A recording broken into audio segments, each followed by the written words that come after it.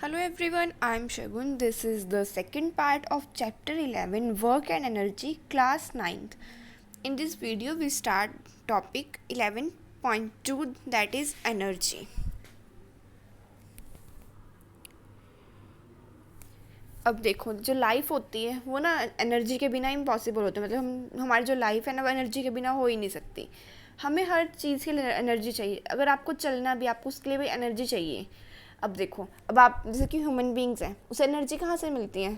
जो हम खाते हैं उससे हमें एनर्जी मिलती है. अगर देखो हम ना खाएं कुछ तो हम मर जाएंगे.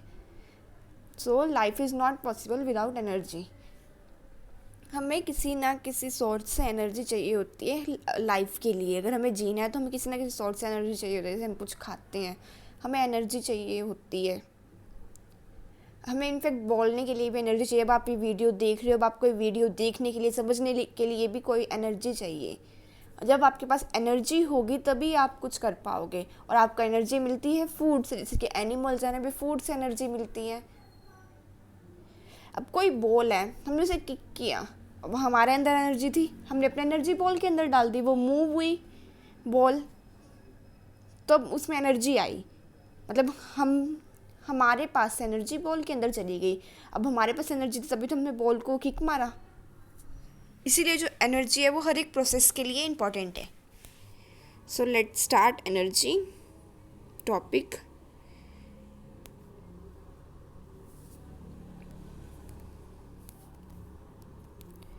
जो सन होता है वो बिगेस्ट नेचुरल सोर्स है एनर्जी का. Many of our energy sources are derived from sun. We can also get energy from nuclei of atom interior of earth. हमें सन से भी एनर्जी मिलती है. हमें न्यूक्लियाई ऑफ एटम होता है इंटीरियर अर्थ के अंदर होता है वो, और जो टाइड्स हैं उससे एनर्जी मिलती है. और भी बहुत सारे सोर्स होते हैं एनर्जी की. The word energy is often used in our daily life, but the science we give it define and perceive meaning. अब एनर्जी है, उसका जो साइंस में एक डिफाइन मीनिंग होता है. सो हम एक एग्जांपल देखते हैं. जब एक fast moving cricket ball hit करती है किसी विकेट को, जो विकेट होती है वो गिर जाती है. मतलब जैसे कि किसी ने बॉल मारी तो वो जो बैट्समैन के पीछे विकेट होती है ना उस पर गिर जाती है जाके. तो वो जो विकेट होती है वो भी कई बार गिर जाती है नीचे, या फिर वो हिल जाती है. ऐसे जब कोई ऑब्जेक्ट होता है हाइट पे, उसके पास कैपेसिटी होती है कुछ वर्क करने के लिए. You must have seen that जब कोई हैमर नेल पे गिरता है तो वो जो वुड के अंदर जो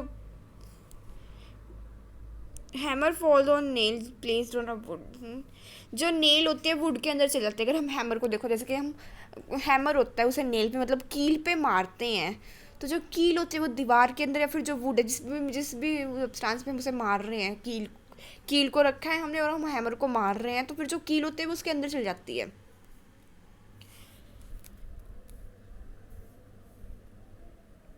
और जैसे कि टॉय होते हैं रस्सी वाले, हम उसे रस्सी को पीछे को खींचते हैं और हम उसे नीचे रख देते हैं फ्लोर पे, तो वो जो टॉय है वो आगे की तरफ मूव करते हैं. और एक बलून है, वो फील हुआ है एयर, उसमें जो बलून है उसमें एयर है.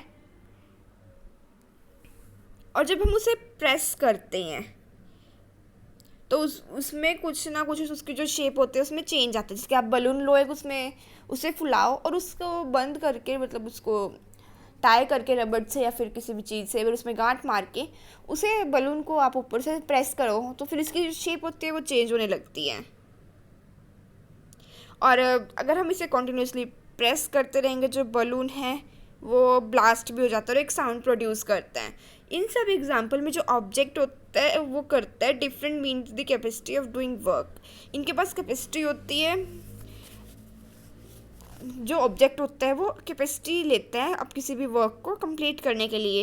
And an object having a capacity to do work is said to be energy.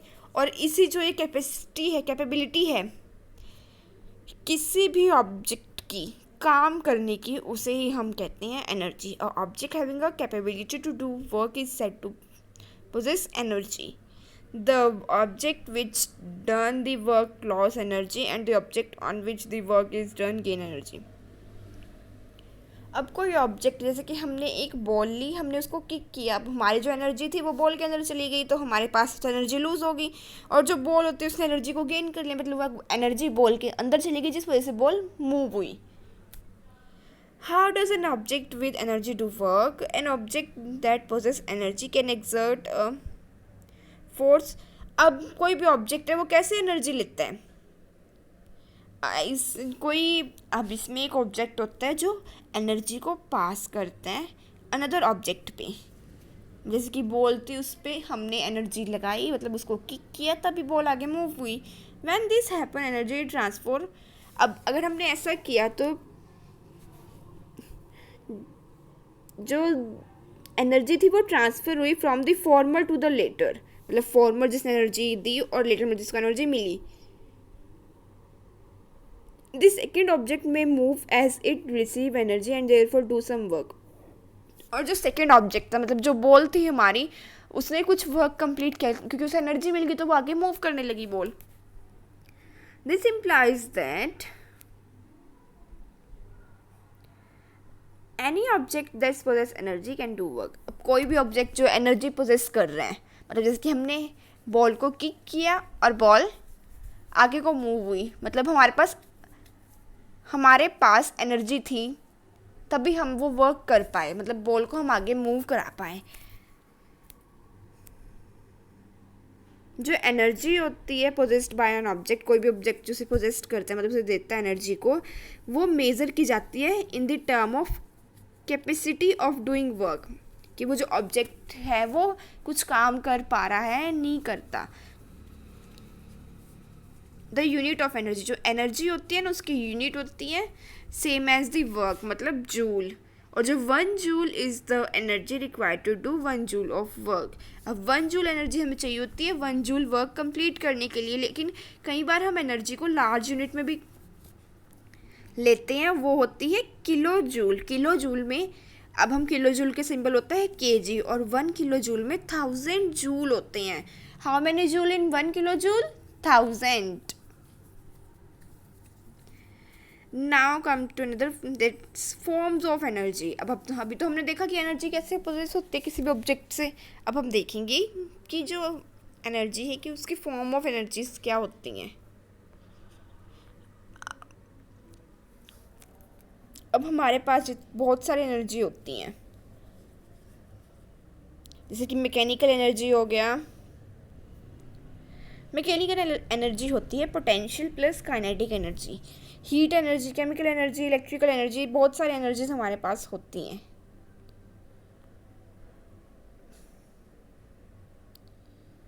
सबसे पहले हम स्टडी करते हैं kinetic energy. So kinetic energy वो होती है जो किसी मूविंग ऑब्जेक्ट, जिसे कोई मूविंग ऑब्जेक्ट पोजेस करता है, मतलब जो एनर्जी मूविंग ऑब्जेक्ट के पास होती है वो काइनेटिक एनर्जी होती है. चलो हम इसे पहले डिटेल में पढ़ते हैं.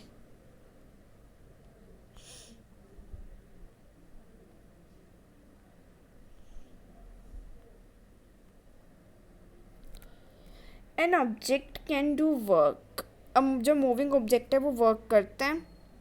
An object moving faster can do more work. जो ऑब्जेक्ट फास्ट मूव करेगा वो ज़्यादा वर्क करेगा, और जो कम स्लो मूव करेगा वो कम वर्क करेगा. अब जो मूविंग बुलेट होती है, जैसे कि हम गन चलाते हैं तो उसमें से बुलेट निकलती है, और जैसे कि रोटेटिंग व्हील होता है या फिर स्पीडिंग स्टोन हो गया, वो वर्क करते हैं. How does the bullet reach the target. जो बुलेट होते हैं अपने टारगेट पे कैसे जाते हैं, जो ऑब्जेक्ट होते हैं मोशन पोजेस कैसे करते हैं. इन सब जो भी ऑब्जेक्ट होते हैं जो मोशन में जा रहे हैं उन्हें जो भी एनर्जी उसमें लगती है हम उसे काइनेटिक एनर्जी बोलते हैं. जो मूविंग ऑब्जेक्ट में एनर्जी लगती है वो काइनेटिक एनर्जी होती है. A falling coconut, a speed of car, a rolling stone, a flying aircraft, following water, blowing wind, ये सब काइनेटिक एनर्जी पोजेस करते हैं ऑब्जेक्ट. इन शॉर्ट हम काइनेटिक एनर्जी को एक शॉर्ट डेफिनेशन में ये बोल सकते हैं कि kinetic energy is the energy possessed by an object due to its motion. Kinetic energy वो होती है जो ऑब्जेक्ट पोजेस करते हैं उसके मोशन की वजह से। अगेन काइनेटिक एनर्जी क्या होती है? काइनेटिक एनर्जी वो होती है जो कोई ऑब्जेक्ट पोजेस करता है, मतलब कोई ऑब्जेक्ट उस एनर्जी ऑब्जेक्ट के अंदर वो एनर्जी होती है जब वो ऑब्जेक्ट मोशन में होता है। मीन्स जब कोई भी ऑब्जेक्ट मोशन में होगा तो उसमें काइनेटिक एनर्जी होगी, वो काइनेटिक एनर्जी को पोजेस करेगा। The kinetic energy of an object increase with its speed. जो काइनेटिक एनर्जी होती है किसी भी ऑब्जेक्ट की वो स्पीड के साथ इंक्रीज होती है। How much energy is possessed by moving body by virtue? By definition we say that the kinetic energy of a body moving with a certain velocity is equal to the work done on it to make it acquire that velocity। जो kinetic energy होती है किसी भी body की, वो moving with a certain velocity, वो किसी certain velocity से मूव करती हैं और वो इक्वल होती है वर्क डन ऑन इट, जो उसके ऊपर काम किया है, वर्क डन किया है उसने, उसके इक्वल होती है इज एक्वायर्ड दैट वेलोसिटी।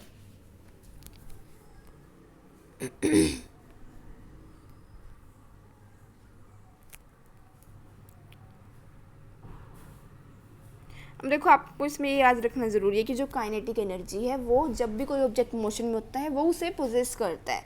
और it's another important part derivation of kinetic energy, ये भी बहुत इम्पॉर्टेंट है। डेरिवेशन ये एग्ज़ाम में आता है, 5 मार्क्स का आ सकता है आपके पास की, जो कि काइनेटिक एनर्जी क्या होती है। इसमें आपको डेफिनेशन लिखनी पड़ेगी काइनेटिक एनर्जी की। काइनेटिक एनर्जी वो होती है जो कोई मूविंग ऑब्जेक्ट पोजेस करता है। उसके बाद आपके पास आता है ड्राइव दी काइनेटिक एनर्जी फॉर्मूला। अब आपको यहाँ से काइनेटिक एनर्जी का फॉर्मूला डिराइव करना है। तो इसमें हम पिछले जो चैप्टर में आपके पास कुछ फॉर्मूलाज थे, जैसे कि आपके पास था v² - u² is equals to 2as, ये फॉर्मूला था आपके पास। आप इसको यूज़ करोगे इसमें। और भी बहुत से फॉर्मूले हैं जिसमें आप 2-3 फार्मूलाज हैं जो आप इसमें यूज़ करके जो काइनेटिक एनर्जी की डेरिवेशन बनाओगे। So let's start this and it is a very important part.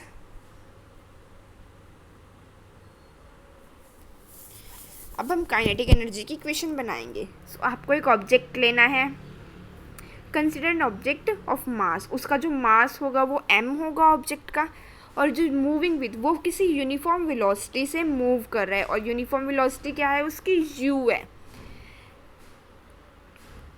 और ये जो है डिस्प्लेस्ड हो रहा है, मतलब ये मूव कर रहा है किसी भी ऑब्जेक्ट डिस्टेंस s, जो इसका डिस्टेंस है वो s है। मास क्या है m, और जो यूनिफॉर्म वेलोसिटी है वो u है, एंड जो डिस्टेंस है वो s है। अब कांस्टेंट फोर्स क्या है? कांस्टेंट फोर्स है F,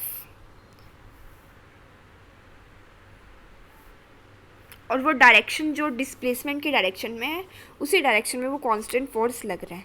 अब इसमें क्या था कि हमने एक ऑब्जेक्ट लिया जिसका मास है m, वो मूव कर रहा है विद अ सर्टेन वेलोसिटी, वो सर्टेन वेलोसिटी से मूव कर रहा है, जो वेलोसिटी है उसकी वो है u, वो यूनिफॉर्म वेलोसिटी है। और let it's now be displace through a distance, और वो डिस्प्लेस कर रहा है किसी डिस्टेंस पे s में, जो डिस्टेंस है वो s है, और with when a constant force f act on the direction. और ये सब कब हो रहा है? जब कोई एक कांस्टेंट फोर्स है वो एक्ट कर रहा है डायरेक्शन ऑफ इट्स डिस्प्लेसमेंट की डायरेक्शन में। और हमने इक्वेशन पढ़ी थी 11.1 इसी चैप्टर में, जो सबसे पहले वाली इक्वेशन थी कि जो वर्क है वो इक्वल है फोर्स इनटू डिस्प्लेसमेंट के। The work done on the object will cause a change in its velocity, let it's change. अब जो फोर्स लगा था, जो वर्क डन किया किसी ऑब्जेक्ट ने, वो उसकी वजह से जो इसकी जो वेलोसिटी है वो चेंज होगी, मतलब u टू v, मतलब पहले उसकी वेलोसिटी u थी और अब v आ गई, और इसने एक एक्सीलरेशन प्रोड्यूस की, और एक्सीलरेशन है a। अब हमने सेक्शन 8.5 में, मतलब 8th चैप्टर में हमने रिलेशनशिप पढ़ा हुआ था u और v के डिफरेंस का, वो था v² - u² is equals to 2as। Means जो इनिशियल वेलोसिटी और फाइनल वेलोसिटी का रिलेशन था वो होता था final velocity minus initial velocity, और वो होता था 2as। अब यहाँ से हमारे पास आ गई s की वैल्यू, एस मीन्स डिस्टेंस की वैल्यू आ गई हमारे पास, वो है v square minus you square equals to 2as। अब हमारे पास एक फॉर्मूला था F is equals to m a, force is equals to mass into acceleration, ये भी हमने 9 चैप्टर में पढ़ा था। अब हम इसको 11.2 इक्वेशन थी जो उसमें यूज़ कर लेंगे, जहाँ पे वर्क था फोर्स इनटू डिस्प्लेसमेंट के इक्वल था वर्क। सो हम यहाँ पे जो फोर्स की वैल्यू है वहाँ एम ए लिख लेंगे। सो देखो यहाँ पे हमने फोर्स W था, ये W, अब F की जगह हमने क्या लिखा है एम ए, और जो S है उसकी जगह हमने ये वैल्यू पुट करी, W is equals to half M we square. तो यहाँ से इन सबको कट वगैरह करके ये वैल्यू आ गया आपके पास, और अब जब आप इसको लास्ट में पुट करोगे तो आपके पास आ जाएगा W is equals to half M we square. अब कोई भी ऑब्जेक्ट, अगर कोई ऑब्जेक्ट एक स्टेशनरी पोजीशन से स्टार्ट हो रहा है तो उसकी जो U होगा मीन्स वो 0 होगा।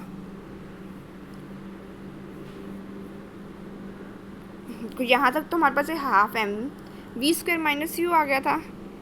सो जो उसकी वेलोसिटी थी, मीन्स जो उसकी इनिशियल वेलोसिटी थी किसी भी ऑब्जेक्ट की,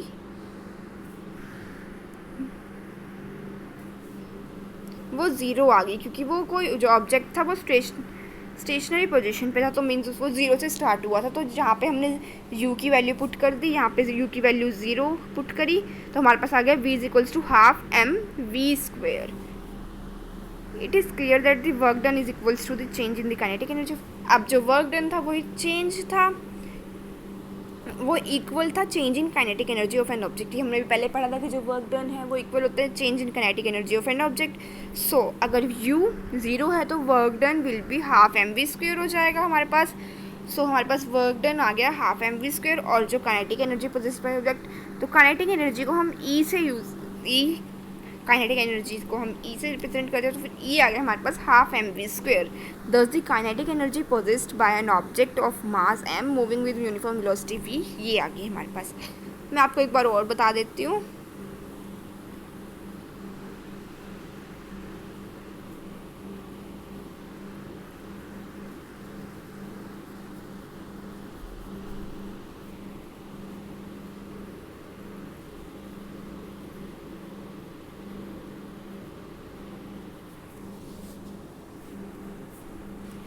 हमने एक ऑब्जेक्ट लिया था मास m मूव कर रहा है वो एक यूनिफॉर्म वेलोसिटी v से, और जो डिस्प्लेसमेंट हुई थी वो हमने ली थी डिस्टेंस s की। व्हेन अ कांस्टेंट फोर्स, जब कांस्टेंट फोर्स F अप्लाई हुआ था और वो डायरेक्शन में था, डिस्प्लेसमेंट के डायरेक्शन में था, तो हमारे पास एक इक्वेशन थी इस चैप्टर में हमने पढ़ा था, जो वर्क डन है वो F इंटू एस के इक्वल है। और हमने पिछले चैप्टर में पढ़ा हुआ है जो F होता है वो होता है equal to F is equals to m a. ये देखो जो F है वो एम ए के इक्वल होता है, और यहाँ से जो S था मीन जो डिस्प्लेसमेंट थी वो हम एक पिछली बार हमने 8th चैप्टर में एक इक्वेशन पढ़ी थी, v is equals to minus v square minus you square is equals to 2as। अब जो यहाँ पे v था वो फाइनल वेलोसिटी था, जो u था वो इनिशियल वेलोसिटी था, और जो a थी वो एक्सेलरेशन थी, और s था डिस्प्लेसमेंट। सो यहाँ से हमने डिस्प्लेसमेंट की हम वैल्यू निकाल लेते हैं, s is equals to v square minus you square upon 2a। अब हमारे पास s की भी वैल्यू, अब देखो w था आपके पास, w किसके इक्वल था, f इंटू एस के इक्वल था। अब हमने यहाँ से f की भी वैल्यू निकाल ली, f is equals to m a, और हमारे पास s की भी वैल्यू आ गई, s is equals to v square minus you square upon 2a। अब हम इन दोनों वैल्यूज़ को w की इक्वेशन में पुट कर देंगे, मीन्स w f की जगह m ए पुट कर दिया, s की जगह v square minus you square upon 2a।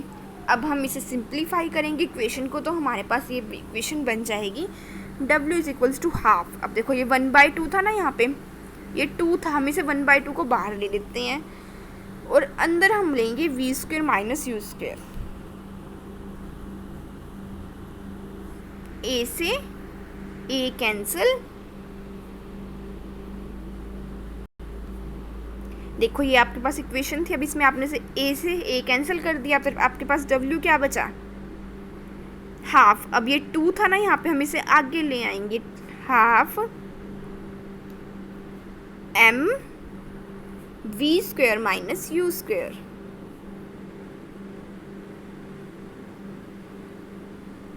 You square. अब अगर कोई भी ऑब्जेक्ट, किसी भी ऑब्जेक्ट की इनिशियल वेलोसिटी, अगर आप एक स्टेशनरी ऑब्जेक्ट को स्टार्ट करो तो उसकी इनिशियल वेलोसिटी 0 होती है, तो फिर यहाँ पे हम 0 पुट कर देंगे। तो अब आपके पास यहाँ क्या आ जाएगा, अब आपके पास यहाँ पे आ जाएगा W is equals to half M we square. तो आपके पास जो वर्क डन था वो आ गया हाफ एम वी स्क्वेयर। और जो अब आपको ये पता है कि जो काइनेटिक एनर्जी होती है वर्क डन, वो इक्वल होती है चेंज इन, जो वर्क डन होता है वो इक्वल होता है change in kinetic energy. So अब आप half M we square kinetic energy, तो आपके पास जो काइनेटिक एनर्जी है वो आप W की जगह पे E पुट कर दोगे, मीन्स जो वर्क डन है वही चेंज इन काइनेटिक एनर्जी है। तो आपके पास जो kinetic energy E kinetic energy का सिंबल होता है, तो आपके पास काइनेटिक एनर्जी आ गई हाफ एम वी स्क्वेयर। और यहाँ पे जो E है वो है काइनेटिक एनर्जी। और ये थी आपकी डेरिवेशन। अब मैं एक बार और फिर से बता देती हूँ ताकि आपको और ज़्यादा क्लियर हो जाए। सबसे पहले आपको एक फॉर्मूला लेना है, F is equals to W is equals to F into S।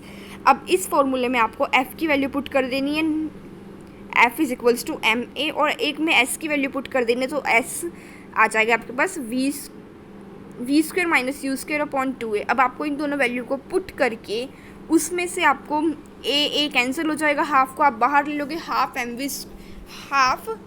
M और ब्रैकेट में v square minus you square आपके पास आ जाएगा। और जो ये ऑब्जेक्ट था वो स्टेशनरी से, मतलब वो 0 से, जब उसकी इनिशियल वेलोसिटी 0 थी वो तब स्टार्ट होता है, इस वजह से आपके पास जो यू स्क्वेयर है वो 0 हो जाएगा। और आपके पास जो इक्वेशन है वो बन जाएगी हाफ एम वी स्क्वेयर। तो work done half M we square हो गया। और आपको ये पता है जो वर्क डन होता है वो इक्वल होता है चेंज इन काइनेटिक एनर्जी के। इस वजह से आपने जो काइनेटिक एनर्जी वर्क डन की जगह W की जगह आपने E के लिख दिया, मीन्स काइनेटिक एनर्जी। तो ये आ गया आपके पास हाफ एम वी स्क्वेयर। सो ये थी आपकी derivation and it is very important. और बाकी हम नेक्स्ट पार्ट में करेंगे। Thank you.